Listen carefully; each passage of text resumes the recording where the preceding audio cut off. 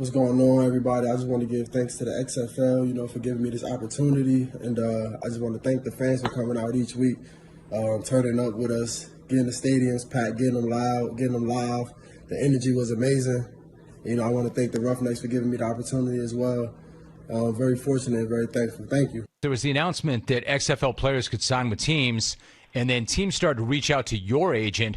I know a number of teams were interested in you. So how'd you go about evaluating each opportunity, and then what set Carolina apart for you? I just went with the best opportunity and the best fit for me. And me and Matt's personal relationship, and also me being coached by him at the college and things like that. That played a part, but it also didn't. I just wanted to be coached by I felt like some great coaches and Coach Rule and his staff, and looking forward for the opportunity. We're talking to P.J. Walker. Listen, what about that? Because you and Matt Rule were part of this amazing run at Temple that included back-to-back 10-win seasons, and it turned that whole program around. What do you remember about that time with him and your time at Temple? What stands out to you? Just the process that he instilled in us. Telling us that it's going to be a bumpy road, but, we just got to take advantage of it and just continue to grind every day, So let me ask you this. Going to Carolina means that you're also going to be playing for Joe Brady, who was at LSU last year. I know things are tricky because of COVID-19, so it's going to be tough to learn the offense remotely, but you've talked about how you watched some LSU games this year. What do you make of the offense and how you'd fit into the offense? Yeah, I just felt like they spread the ball around really well. There's a lot of good quick throws, and then you get to throw the ball down the field when you get the opportunities, But, the quarterback controls a lot of the offense and a lot of the plays that's going to be getting called up front. When you ended up with the Carolina Panthers, is that because of your history with Matt Rule? And what do you think back about your time with the XFL? My time back with Matt Rule, played a big crucial part in this whole process, and me having a relationship with him and knowing how he is as a coach and how he is as a person as well helped me make my decision on where I wanted to end up going. So, the XFL was awesome. The atmosphere each week was great. The fans was awesome. And the competition level was at a high level each week as well. Matt Rule, whenever I got a chance to call a couple Baylor games, he said with a very straight face, he said, I am not a fun coach to play for. Like, we play football, we have ball. I feel like I'm nice to everybody, but I'm not like a fun coach. Is that an accurate assessment of the way Matt Rule coaches? It's very accurate. It's very accurate. He's fun, but he wants to get the job done. He wants to get business handled. Did you expect him to be an NFL coach, or did you expect? Yeah, no question. I probably, after my third year in college with him, I said I believe that he'll be an NFL coach eventually. He flipped around. You guys flipped around Temple. Then he went down to Baylor, flipped around Baylor. He just signed with the Carolina Panthers, 7 years, like $70 million or something, a massive contract that he has earned, by the way, through the success at Temple and at Baylor. What is up, my friends? Welcome to another edition of the XFL Week in Review. I am your host, Mark Perry of XFL News Hub. On this show, where will Cam Phillips land? We'll get into that. The latest on some more XFL player signings with NFL teams and so much more. And right there, you just listened to P.J. Walker talk about his time in the XFL, now his time with the Carolina Panthers and why he signed with the Carolina Panthers. We want to thank Jim Rome's show, and we want to thank Pat McAfee's show as well, to have those two clips of the really XFL MVP, P.J. Walker, making his way to the NFL. Now, he's not the only one. We'll have all those players' signings later on in the show.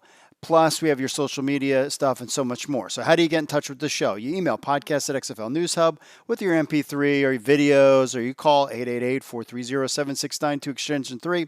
Remember, cutoff time is 5 p.m. Eastern on Mondays. And remember to leave us a review on iTunes, and we'll read it on the show. And speaking of iTunes, let's take a little look at some of our friends over at iTunes. First up, Beefo80 gave us 5 stars. Thank you very much. It's a great list to listen to while I'm working. Great job, bro. We appreciate that. Degenerate Lotsaville gave us 2 stars. He says, Gambler was kind of funny the first time he used the term. It has grown tiresome. I mean, I blocked out playing a drinking game for every time he says it in one episode. I mean, I had to stop halfway through an episode to write this review to warn people. That's just for some fun, but we're not going to do that for a year. We'll talk about our degenerate gamblers. Maybe he's offended. Maybe I was talking about him. And he was one of those guys that perhaps, mortgage bet all of his kids' savings on the Tampa Bay Vipers winning the XFL championship. Maybe that was him. But we like our degenerate gamblers, so it's okay. But we'll take it. Quentin N3 says, gives you 5 stars, gives you all the information you could possibly want about the entire league, gives in-depth analysis of the previous week, and gives a good look into the upcoming week. Go Vipers. Yeah, all right. 5-star as well, UK fan 0514. This podcast gives you all the info you need to keep you in the know with the league and your favorite team. If you aren't listening, you should be. Go Guardians. #on-duty. Appreciate all those kind words from everybody out there. You can leave us a review, too, on iTunes. Just go to the Apple Podcast store. Leave us a review on Apple Podcasts. We'll read it on the show. This week's question of the week, we're talking about Cam Phillips, where he's going to land. Now, what I've been hearing is that not all of the XFL players are going to sign a contract. We heard it was like this big burst last week, and then it just kind of dried up. A lot of them are waiting for the XFL season to run its course so they can keep getting those paychecks, which will land at the end of the championship game around the time the NFL draft is. So you're going to hear more XFL player signings when it comes to around that time of the NFL draft, but that's not until April, to the end of April. So who knows? And that, according to all sources, is saying that the NFL draft is going to happen just all remotely. We shall see. It's been getting a little crazy out there. We'll get into that in a little bit in the show.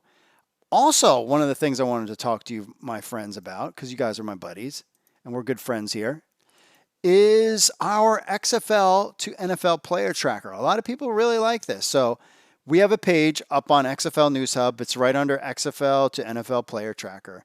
And we're tracking every single player, their length of their contract, how much they're signed for, et cetera, et cetera. So we have PJ Walker, $1.5 million for 2 years. Some other players, Dietrich Nichols, cornerback Roughnecks. He went to the Saints, $610,000 for 1 year. A lot of these guys are $610,000. We got 14 entries right now. So you can head over to XFL News Hub and check out our XFL player tracker for more details on that. And every time, just come check every once in a while, see if some of your favorite players got signed to an XFL team or NFL team. It's just something fun to keep track of. I'm a stats nerd. I like to know what's going on, and I like to keep you in the know too, because I know you guys want it too. So remember, we're live every Monday at 8 p.m. Eastern on YouTube. We're not quitting. Other people out there taking a break from doing the show, we're like, no, because we got player signings, we got the NFL draft, and then after the NFL draft takes place, there might be a little lull, but then we're going to get into training camps and showcases that the XFL might be doing. And then, so we're in it. And there's a lot of other things that can go around. Coaching changes could potentially happen. So we're all about it. The show might be shorter than it is during the season, but we're still in. We're your friends. You were here. We're going to hang out every Monday, 8 o'clock. So with that being said, my friends, without further ado, folks, let's just get into the week that was the XFL. According to several reports, it won't be long before we see another XFL player make the jump to the NFL. That one is Cam Phillips of the Houston Roughnecks. He's the XFL leader in targets, 44, receptions, 31, receiving yards, 455, receiving touchdowns, 9, and his longest reception was 84 yards. He could soon have a home in the NFL, too, very soon. Aaron Wilson of the Houston Chronicle reported that Phillips, the 24-year-old star wideout, is receiving interest from 2 NFL teams, the Miami Dolphins and the Cincinnati Bengals. That report was also picked up on Cincinnati.com later in the day. Phillips has taken the long road back to the NFL since going undrafted in 2018, coming out of Virginia Tech. Go Hokies. He was originally signed by the Buffalo Bills, hung around with the team, going from active roster to practice squad guy in 2018. He only managed one catch for 9 yards during his 2 games as active for the Bills. He was waived by the Bills after being drafted by the Roughnecks in the 6th round of the XFL draft in October.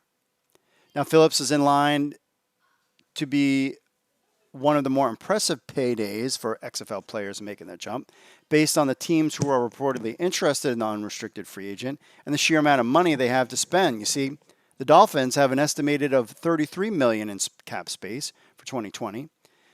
Miami's wide receiver room is loaded with 11 players currently listed on the team's depth chart. The Cincinnati Bengals currently have between 10 and $16 million in their cap. Hook me up, bro. With quarterback Andy Dalton's $17.7 million cap hanging in the balance, he could be out. Cincinnati has 10 receivers listed in their depth chart, but a glaring issue in the drop-off in talent after their wide receiver 4, Auden Tate. In addition, A.J. Green is playing the 2020 season with the franchise tag of $17 million, with no guarantee of a future deal. He's been out all last season. Both teams could use Phillips for depth at wide receiver position, especially given the potential he showed catching passes from P.J. Walker during their short sample size in the XFL season. So stay tuned to XFL News Hub for more. If Phillips, where he goes, maybe we'd be surprised and it's somebody other than Miami or Cincinnati.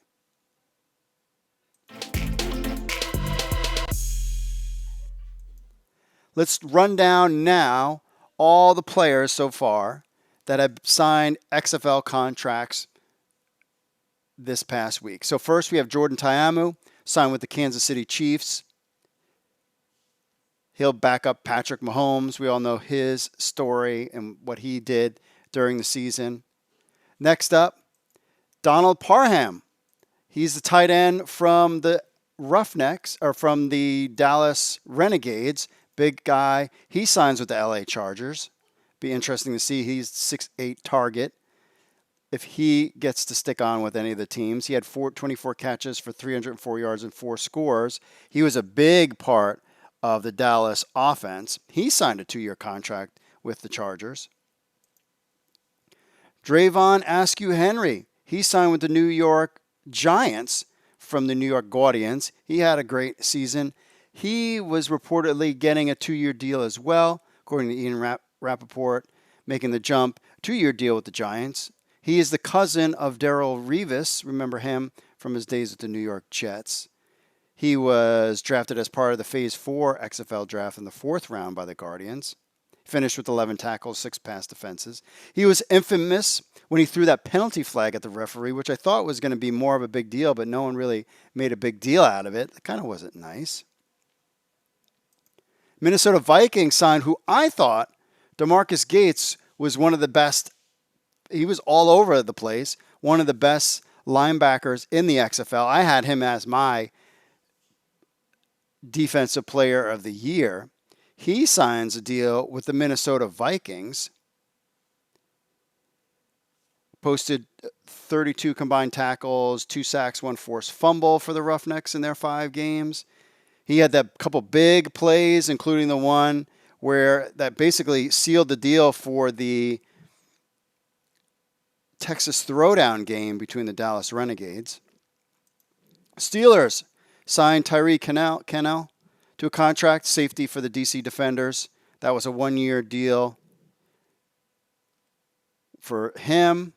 He was in the 8th round of the Phase 4 portion of the 2020 XFL draft. Played his college ball at Michigan. Had 17 tackles in a shortened XFL season. Steelers also signed Guardians defensive tackle Kayvon Walker. He signed a 1-year contract with the Steelers.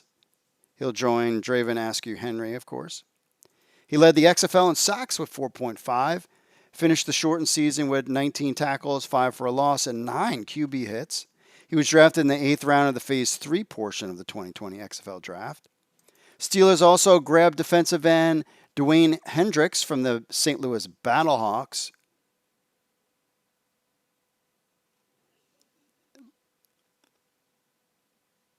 His background, finished the game with 4 tackles, 1 tackle for a loss, 1 sack, and 1 quarterback hurry. Played at Pitt and Tennessee, adding some depth He's only 24 years old. DC Defenders lose Kari Lee, who was probably he played pretty well. He signs a deal with the Atlanta Falcons. That was just a one-year deal. He was the first DC Defender to sign an NFL contract. He finished the shortened season with 8 receptions, 91 yards, 2 touchdowns. Defenders, of course, finished 3-2. He had some good games and some good plays. He was a 5th-round Phase 1 pick in the XFL draft. Played his college ball at Bowie State in Maryland. With stops with Texas, Lions, and Bills. Giants also got offensive tackle Jaron Jones. He signs with the Steelers. The Guardians offensive tackle Jaron Jones signs a deal with the Pittsburgh Steelers. So he's out there. A lot of Steeler guys. He was selected in the first round of the Phase 2 portion of the 2020 XFL draft by the Guardians. He's got a deal. Falcons sign Houston Roughnecks Edmund Robinson. So there's another linebacker from the Houston Roughnecks that gets a 1-year deal. He was taken in the 3rd round of the Phase 3 portion of the 2020 XFL draft by the Roughnecks. Finished with 22 tackles, 2 sacks, a forced fumble, and a fumble recovery. That forced fumble and the fumble recovery happened the key point of the game, big game in that against the Dallas Renegades in that Texas Throwdown game. He's a former 7th-round pick of the Vikings. And then we finally wrap it up. We got some long snappers. Christian Kunitz signs with the Steelers. The 5th guy signed by the Steelers. He was a long snapper of the Dallas Renegades, also played some linebacker. And finally, the Tampa Bay Vipers long snapper Nick Moore signs with the Baltimore Ravens. That was on a 1-year deal. Now, some of these guys are getting signed just to have depth for preseason games. For example, the long snapper Nick Moore is not going to knock out the Ravens long snapper Morgan Cox. Cox will likely stay as the team's snapper, but the NFL teams typically bring in players to help ease the load during training camps and preseason. So all these guys that we talked about, it's not a lock that they're going to make it in the XFL and they sign big deals. Most of these guys are 1-year deals for $600,000. Clearly, they might have a little bit more sticking power.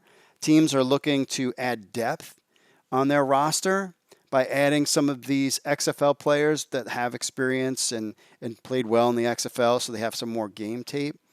We have a tracker on XFL.com, XFLNewsHub.com if you want to check it out. It's our XFL to NFL player tracker.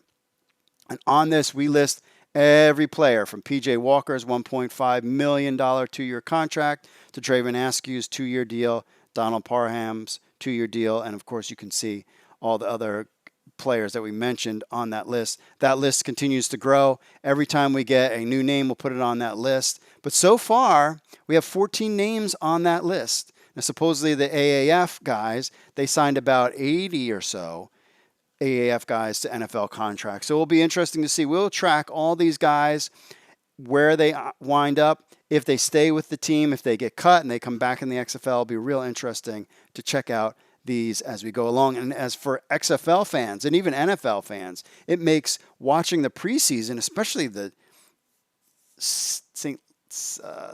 Pittsburgh Steelers, yuck, Ravens fan, but my wife is a Steelers fan. So now I really want to watch the XFL preseason games to check out these players and see if they make the squads. It's never too late to prognosticate about what's going to happen next year.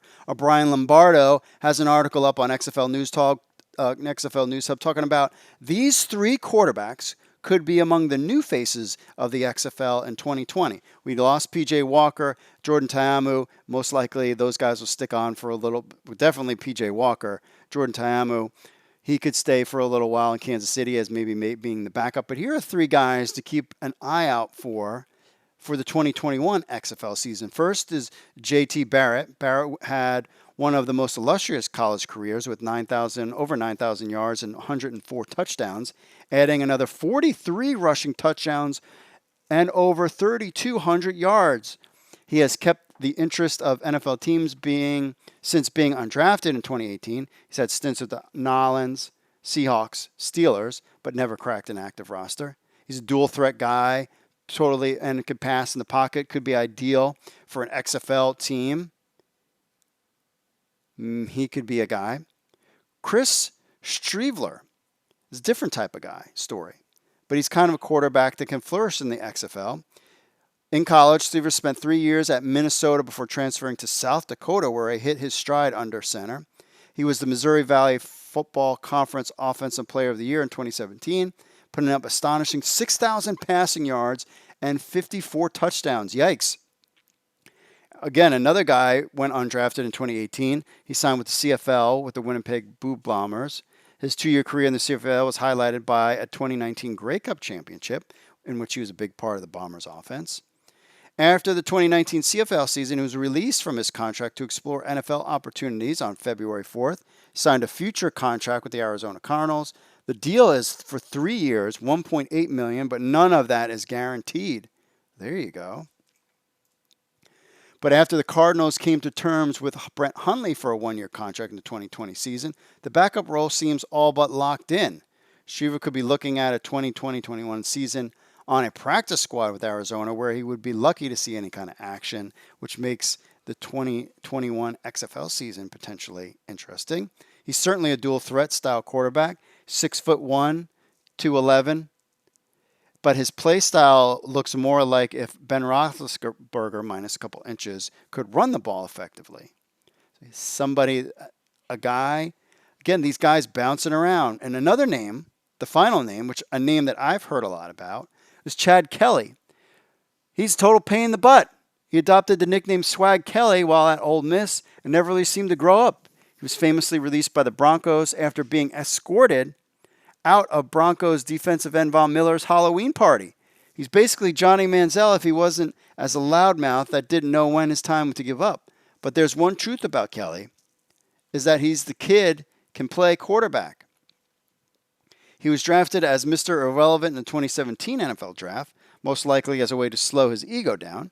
In Denver, he actually played his way into the backup job during training camp and saw some action in the preseason. He's currently on the Indianapolis Colts roster, slated to be QB3, but with the addition of Philip Rivers and with the team holding on to Jacoby Brissett, there isn't exactly a playing time path available for him. Being the nephew of NFL Hall of Famer Jim Kelly, there is some name value of having him part of an organization, but it has to outweigh the cons, and for most stops in Chad's life, it hasn't been that way. But the XFL and Chad Kelly could be a match made in heaven if the 25-year-old can iron out his issues. Now, while it isn't a complete list of new potential players that we're talking about here, these are some names that have a little bit of buzz around them and prove some wherewithal at the QB position.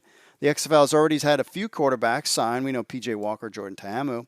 So now these guys might be looking at the XFL and saying, well, wait a second, I could be like P.J. Walker or Jordan Ta'amu, play well in the XFL, and then definitely make some bigger strides in the NFL. All right, we'll be back with your social media stuff right after this. Stay tuned.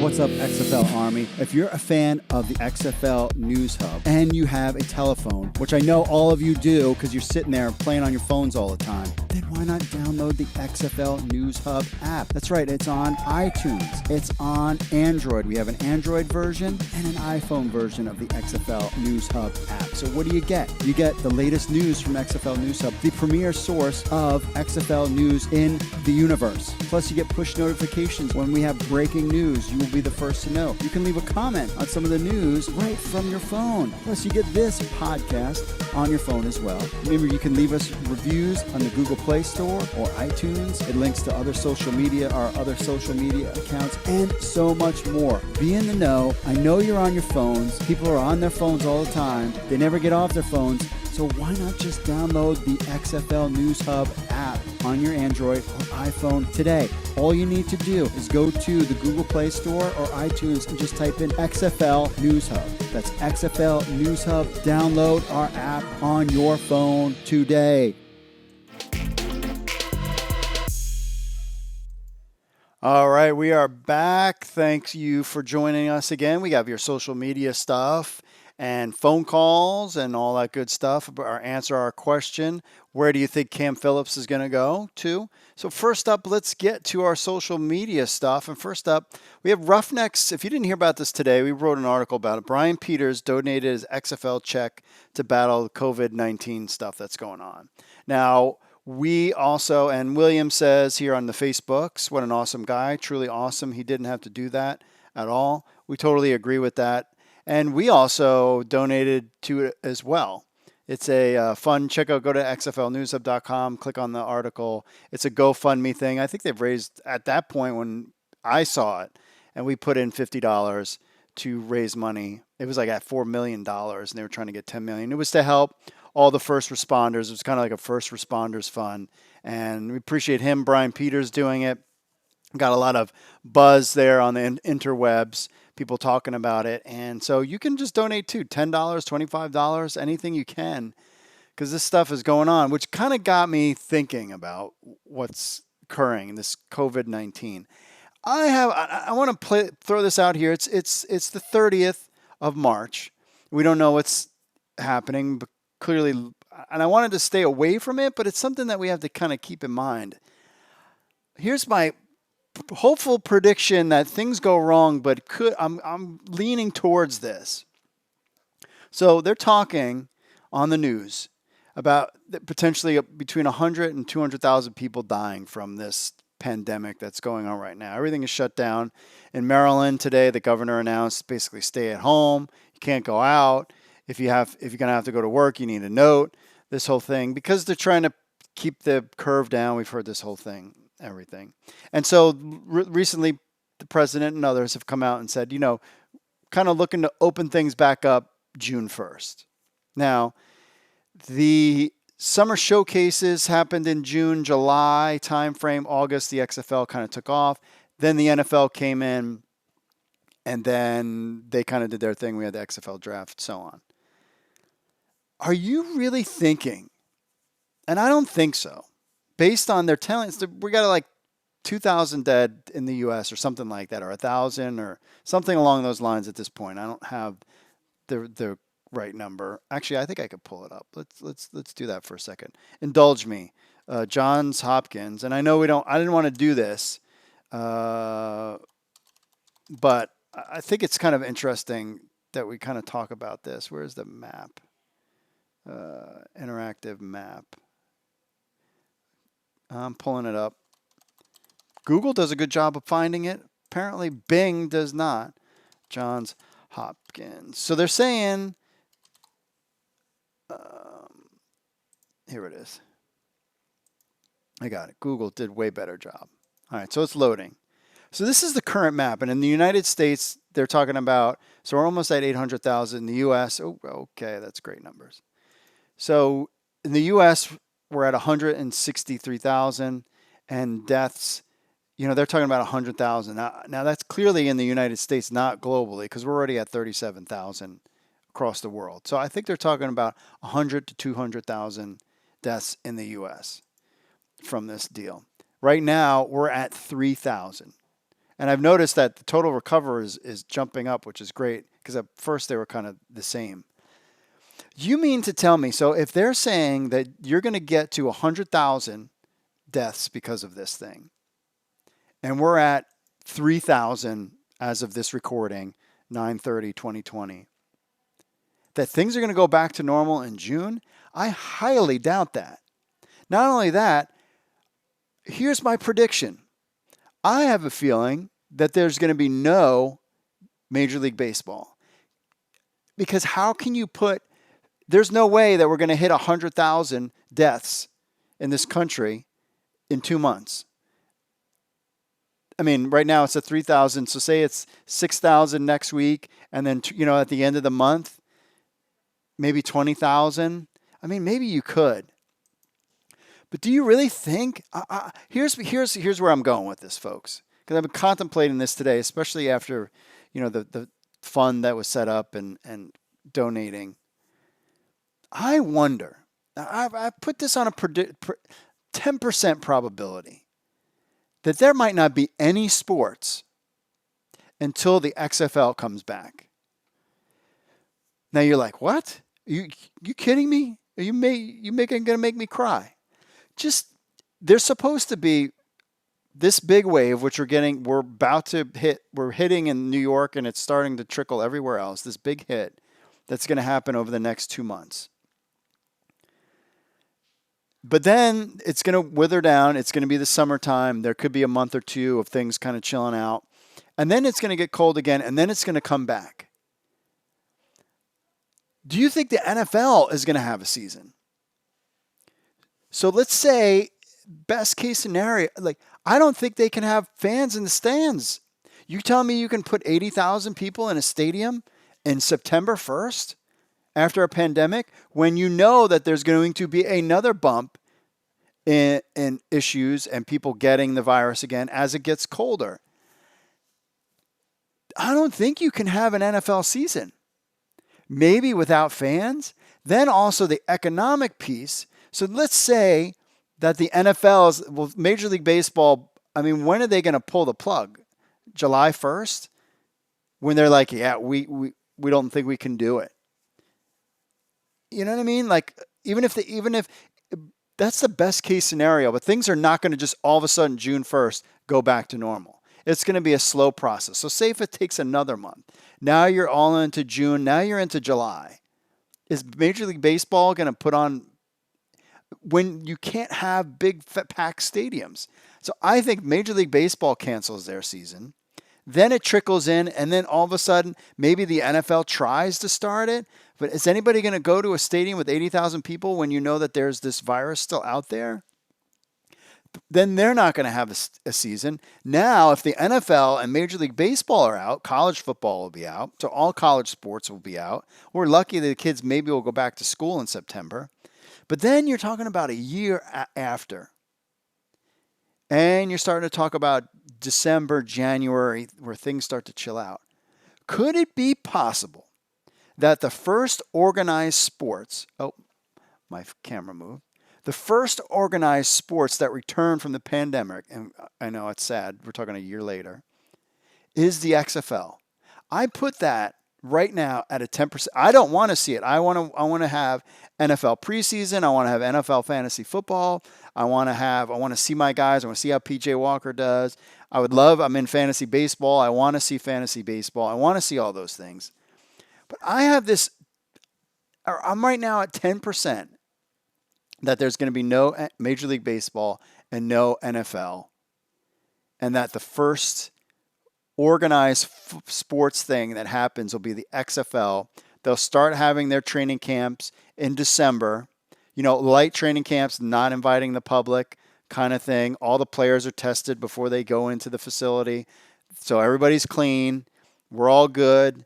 Maybe start doing some fan things in January, when things are kind of chill, and then February, and then ramp it up in February. It's just a conspiracy. I hope I'm wrong.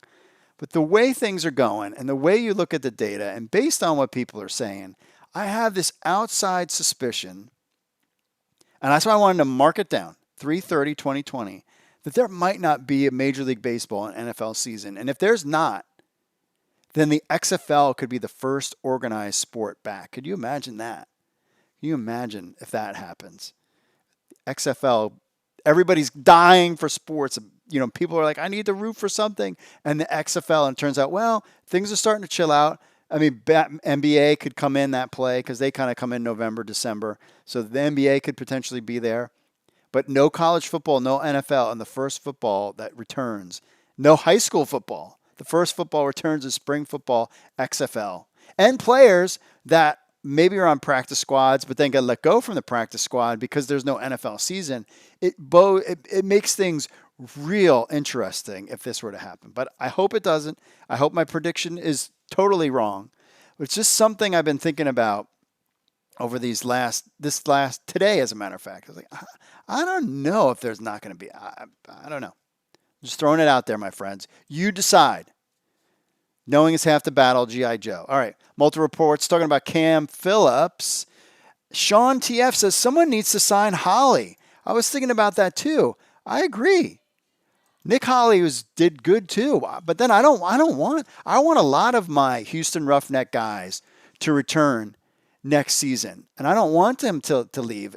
I'd hate for them to lose them all. And I like Nick Holley; he played really well too. You would think he would stick around, but I think these guys will get opportunities. Whether they make the team is the question. On to our 3 QBs that might be among some new faces. Let's see. Travis says, just want to see Chad Kelly get his clock cleaned. I'd watch every game he starts just to watch it happen. Yikes. Danny says St. Louis wouldn't want Kelly because St. Louis doesn't need the trouble. Michael says, with B.J. Daniels playing like a star since being put in, why would the Dragons pick up a QB? They could use a backup. True. XFL 22K21, please. I agree with that. Riley, coming back to Winnipeg if the NFL doesn't work out. We'll see about that. Also on the Facebooks, about our Cam Phillips question. Should he sign Dolphins or Bengals? I'm going Dolphins. I would want to stay away from Cincinnati. Jeff says Rams and trade Cooks. Well, Steve soon could take the top off the defense. Interesting. Ian says Bengals, Green, Boyd, Phillips, Joe Burrow. Those are weapons to watch. True, but I think AJ Green is done. He didn't play at all this past year. Bill says Dolphins, Howard Dolphin, and Miami, Jason Dolphins, WKRP in Cincinnati for Zach. Top fan there. Miami, Jose saying Ravens. That would be awesome. Yes, you have Cam Phillips, but they're not a big throwing team. I would love to see any of my XFL guys play for the Ravens. Cam Phillips, I would go out and get that jersey if he played for the Ravens. Put him in the slot? That's interesting. I don't know. They got a decent wide receiving core there, though. Mark says Dolphins, and William says Bengals. Most people agree. Miami. No one wants to play for the Bengals. On the Twitter, the Steelers to make up for the loss of AB. That's a good one, too.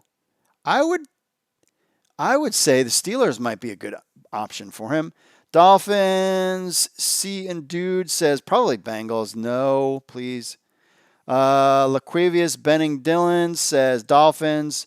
MJ Hurley says Bengals allow Phillips to grow a new system with likely Burrow at QB and AJ Green as his mentor. Wonderful opportunity. I think definitely the Bengals is the best opportunity.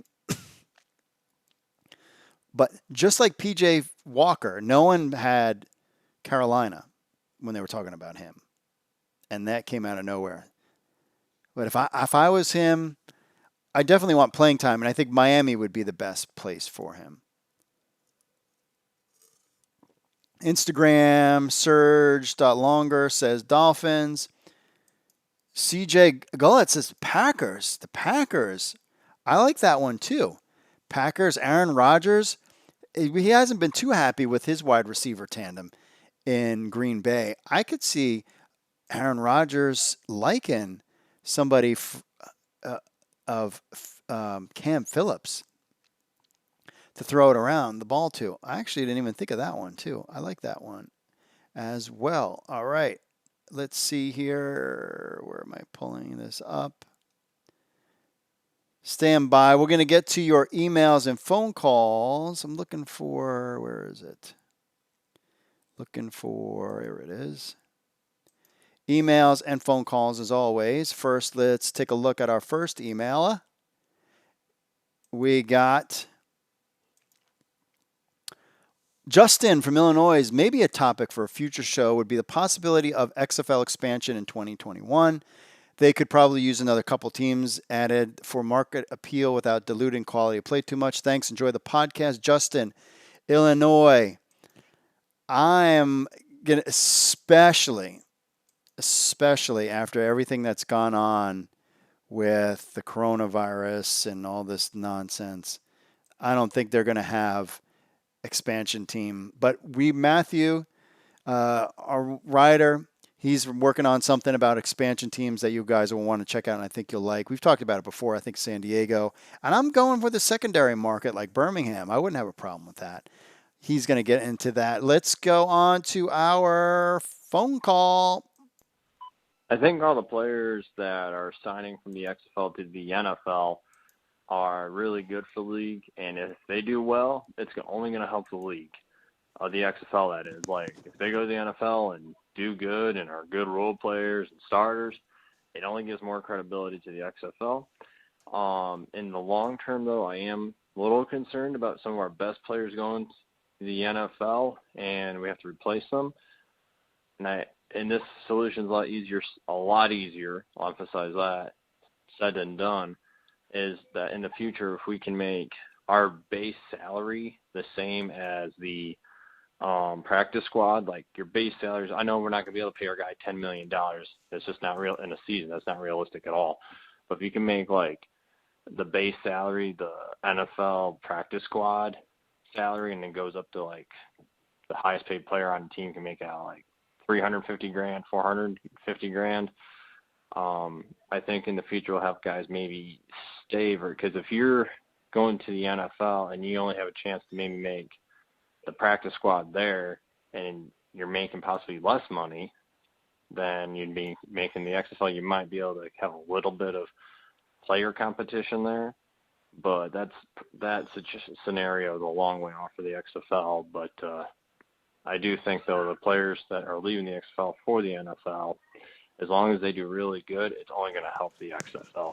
Thanks for taking my call, and I hope that all made sense. Yeah, thanks for the phone call. Yeah, it totally makes sense. It's going to be interesting. This is so up in the air because I don't know what's going to go on because of the coronavirus and what happens to the NFL season. And that's going to be a big factor for these XFL players too. This next month is going to be real fascinating. I put my 10% out there. Cian Dude on the chat room says not preseason, but he thinks they'll make it for the regular season in the NFL. I hope so. I hope by June 1st, everything's like, hey, everything's back to normal. But I'm not feeling that that's going to happen. You never know, friends. You never know. But I will be here hanging out with you. We'll be talking XFL stuff. We got a lot of cool things down the pike from XFL News Hub. So stay safe out there, my friends. Now, if you want to be part of the show, you can email podcast@XFL News Hub or call 888-430-7692 extension 3. You can follow us on Facebook, Twitter, Instagram, and YouTube on XFL News Hub. You got our phone app, of course. Leave us a review on Apple Podcasts. We'll read it on the show, whether it's good or bad. We don't care. These degenerate gamblers hate it when I say gamblers. The degenerates, they don't like it because I call them out. I miss FanDuel and DraftKings, by the way. There's nothing. I think they were like betting on like video games or something. I don't know. Listen to Apple Podcasts, Spotify, Google, TuneIn, iHeartRadio, Stitcher, the whole deal. Show notes, xflnewshub.com, XFL-podcast to find us on there. Remember to join our Discord. That's all over on our website, XFL News Hub. You can join the Discord there. And that's it, my friends. All right. Thanks for Dude for checking in, hanging out with the chat room. He's playing Madden, having a good time with it. Beat my Baltimore Ravens. I'm very upset about that, by the way. That's not very nice of you. I don't want to. You come on my show and you talk to me about how you beat my Baltimore Ravens. But we're all XFL fans. We're all in the United States of America trying to hope we get through this whole thing. Stay safe, my friends. Thanks for listening. God bless. Mahalo to all you guys. And I will see you all later next week.